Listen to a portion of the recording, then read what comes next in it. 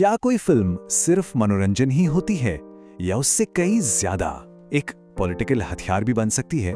चलिए आज धुरंधर 2 नाम की एक फिल्म के एक वायरल एनालिसिस को डिकोड करते हैं जो दावा करता है कि ये फिल्म सिर्फ एक फिल्म नहीं बल्कि कुछ और है।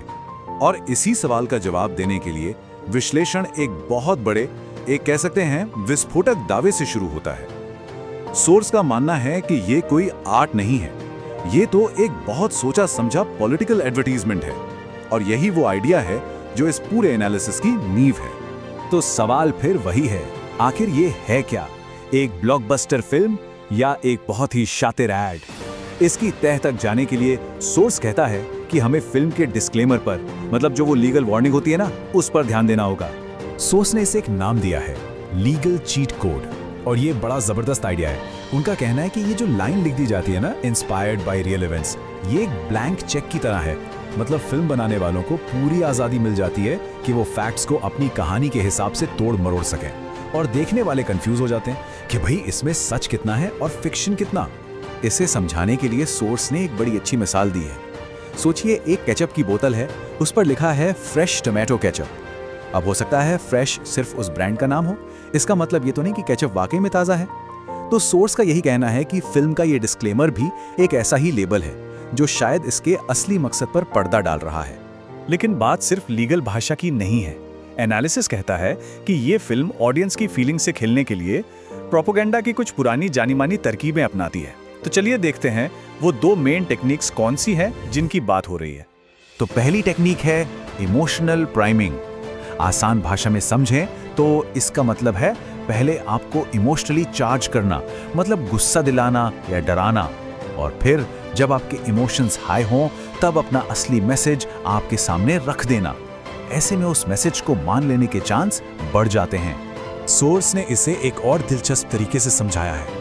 मान लीजिए किसी दुकानदार ने आपको पहले एक बहुत तीखी मिर्च खिला दी। अब जाहिर है आपको कुछ मीठा चाहिए होगा, तो आप उसी की मिठाई खरीद लेंगे। एनालिसिस के मुताबिक फिल्म बिल्कुल यही करती है। ये पहले धार्मिक बंटवारे को लेकर लोगों में गुस्सा पैदा करती है और फिर उसी गुस्से का फायदा उठाकर अपना पॉलिटिकल मैसेज भेज देती है। अब जो दूसरी टेक्निक है वो और भी ज्यादा शातिर है। इसमें हीरो अपनी तारीफ खुद नहीं करता, बल्कि उसकी तारीफ करवाई जाती है उसके सबसे बड़े दुश्मन यानी विलेन से। ये एक साइकोलॉजिकल ट्रिक है। भाई अगर आपका दुश्मन भी मान रहा है कि आप महान हैं, तो फिर तो ये बात सच ही होगी, है ना? इसके लिए भी एक बढ़िया एग्जाम्पल दिया गया है। सोचिए अगर अवेंजर्स में थैनोस ये कह दे कि स्पाइडरमैन को देखते ही मेरे तो हाथ पैर कांपने लगे थे। इससे क्या होगा? स्पाइडरमैन अपने आप और भी ज्यादा पावरफुल लगने लगेगा। सोर्स का दावा है कि फिल्म में ठीक यही टेक्निक इस्तेमाल हुई है, अपने हीरो का कद और बड़ा दिखाने के लिए। चलिए अब इन प्रोपेगेंडा टेक्निक से आगे बढ़ते हैं और सीधे सीधे फैक्ट्स की बात करते हैं। यहाँ पर ये एनालिसिस फिल्म के दावों को पब्लिक में मौजूद सबूतों के सामने लाकर खड़ा कर देता है।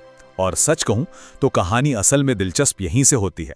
तो पहला दावा, फिल्म कहती है कि अमेरिका मोदी को प्रधानमंत्री बनने से रोकना चाहता था। लेकिन एनालिसिस कुछ सवाल खड़े करता है। अगर ऐसा था तो फिर चुनाव से 3 महीने पहले अमेरिकी एम्बेसडर उनसे क्यों मिली? और तो और प्रेसिडेंट ओबामा ने चुनाव वाले दिन ही फोन करके बधाई क्यों दी? ये फैक्ट्स तो कुछ और ही कहानी बयां कर रहे हैं। इसके बाद नंबर आता है नोटबंदी का। फिल्म में से ऐसे दिखाया गया है जैसे ये पाकिस्तान से आ रहे 60,000 करोड़ के नकली नोटों को रोकने के लिए उठाया गया एक बहुत बड़ा कदम था। लेकिन सोर्स के मुताबिक आरबीआई के अपने डेटा कहते हैं कि उस साल सिर्फ 43 करोड़ के नकली नोट पकड़े गए थे।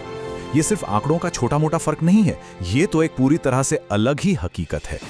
और फिर आता है ये आंकड़ा 99.3%। जी हाँ, 99.3%। सोर्स में दी गई आरबीआई रिपोर्ट के हिसाब से बैन किए गए नोटों में से लगभग सारे, मतलब 99.3% वापस बैंकिंग सिस्टम में आ गए थे।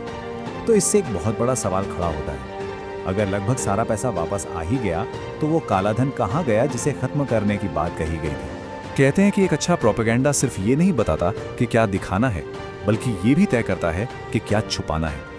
अब देखते हैं कि इस एनालिसिस के मुताबिक फिल्म ने कौन सी बड़ी बड़ी बातें, कौन सी बड़ी घटनाएं छोड़ दी, वो बातें जो शायद उसकी कहानी में फिट नहीं बैठती।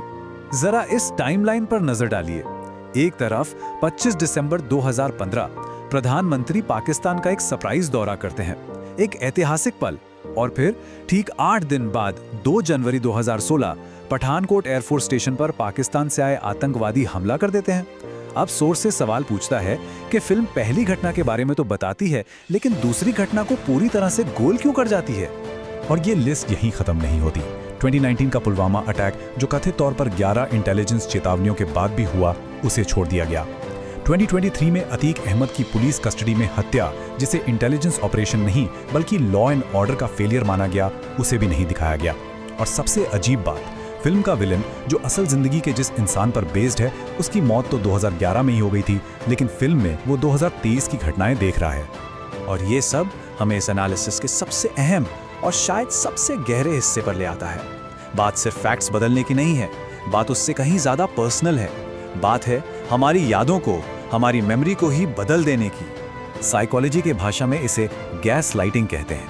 ये मैनिपुलेशन का एक ऐसा तरीका है जिसमें कोई आपको आपकी ही सच्चाई पर, आपकी ही याददाश्त पर शक करने के लिए मजबूर कर देता है।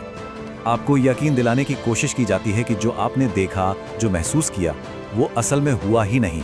और सोर्स का यही तर्क है कि ये फिल्म ठीक यही काम एक बहुत बड़े नेशनल लेवल पर कर रही है। ये उन लाखों लोगों से कह रही है जिन्होंने नोटबंदी के वक्त एटीएम की लंबी लंबी लाइनों में इंतजार किया, कि उनकी वो यादें, वो तजुर्बा गलत था, कि वो कोई तकलीफ नहीं बल्कि एक मास्टर स्ट्रोक था। ये कुछ ऐसा है जैसे इतिहास को दोबारा लिखना, वो भी तब जब उसकी स्याही अभी सूखी तक नहीं है।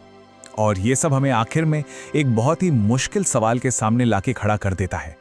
जब कोई फिल्म, एक इतना पावरफुल मीडियम, हमारे ही जिए हुए कल को, हमारी यादों को बदलने की कोशिश करे, तो फिर सच पर हक किसका होता है?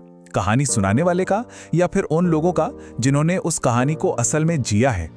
ये एक ऐसा सवाल है जो सिर्फ सिनेमा के बारे में नहीं है, बल्कि शायद हमारे आज के दौर के बारे में बहुत कुछ